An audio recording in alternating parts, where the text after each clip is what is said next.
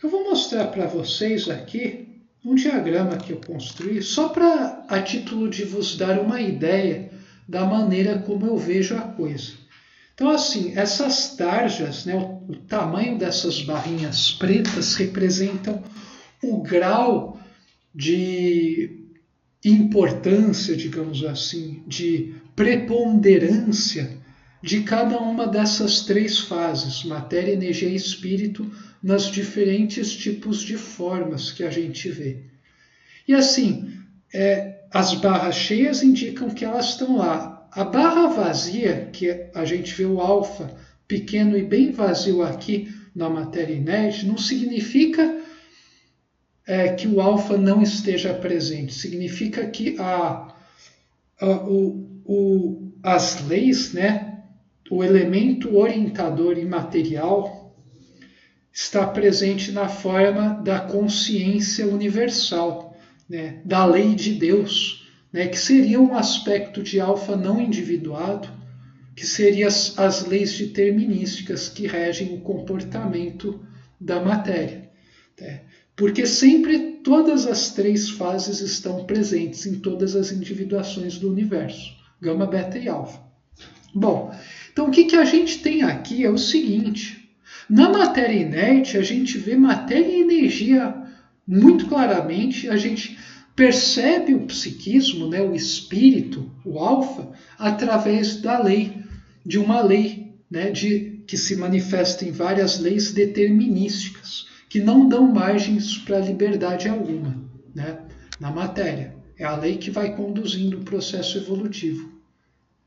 Na matéria viva, a gente percebe que o fator alfa ele entra presente e atuante de forma livre da criatura. E na planta, ele é muito tímido. No animal, ele é mais evidente, como a gente pode ver.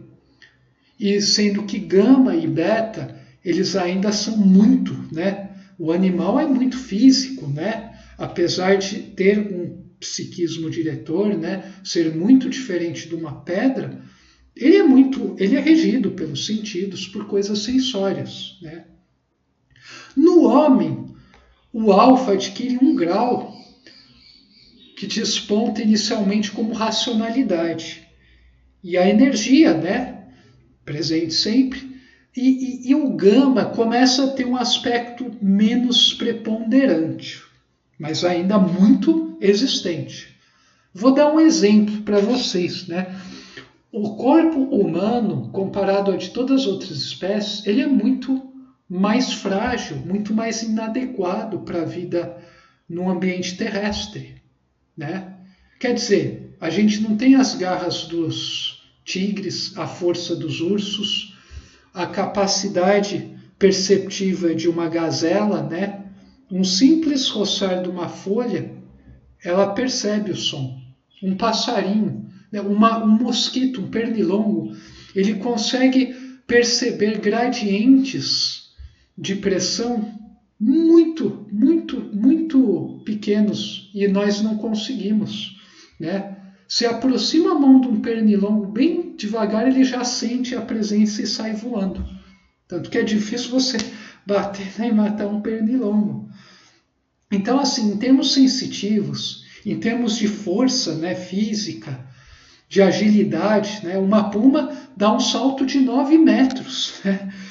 Consegue pular lá bem alto nas árvores para pegar algum bicho, né, que ela queira comer. Quando a gente surgiu no planeta, a gente precisou ficar encolhido, né, como se fosse um marginal frente a todos os animais que os outros animais dominavam completamente. Daí que está a grande questão, né? Como é que o homem, né, conseguiu dominar o planeta? Chegamos hoje em dia, a gente está não só dominando, né? Conseguimos criar o nosso caminho, como a gente subjugou todas as outras espécies do planeta, que está nos levando a um momento catastrófico, diga-se de passagem. Mas isso é temas para outros vídeos. A questão é, como é que o ser humano conseguiu então dominar, né? Não só se defender, o que é um milagre, mas dominar todas as outras espécies, gradativamente. Como? Se a gente tem corpos piores, se quando a gente nasce a gente precisa de 10, 15 anos de cuidado antes da gente começar a realmente atuar, diferente de outras espécies que assim que nasce, em poucas horas ou dias já estão aptas a se virarem por aí. Elas não precisam ser educadas, elas não precisam passar por um longo processo, ela não precisa que os pais fiquem um tempão protegendo elas, preparando, né? Então, como é que o ser humano conseguiu algum diferencial que conseguiu suplantar todas essas espécies? Não foi algo físico, não foi nada físico, né? Bom, se não foi nada físico, né, na nossa forma, no nosso corpo, deve ter sido algo no extremo oposto, deve ter sido algo psíquico, né? E daí que o espírito no homem, ele passa a falar no mesmo nível, né? Ou começa a ombrear a sua materialidade corpórea, né? Biológica. E daí você começa a ter a cognição, a imaginação, a criatividade, que assim, vai sendo desenvolvido no gênero Homo, mas desponta de uma maneira especial no Homo sapiens.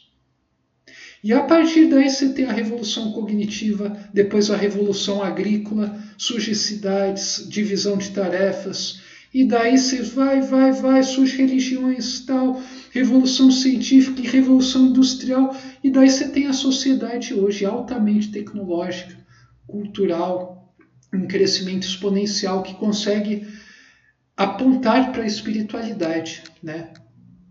Então, no ser humano, o fator alfa, ele começa a ganhar uma preponderância e, de certa forma, né, entre aspas, ameaçar o gama e beta. Então você vê um conflito aí muito evidente que é no ser humano.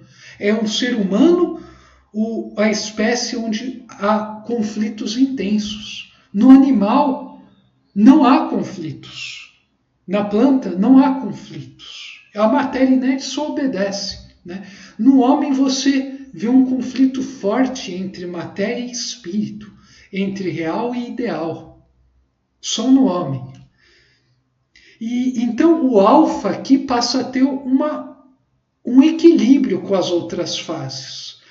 E você percebe então que o alfa começa a entrar, de certa forma, em batalha com o seu oposto. No homem isso é mais evidente, né?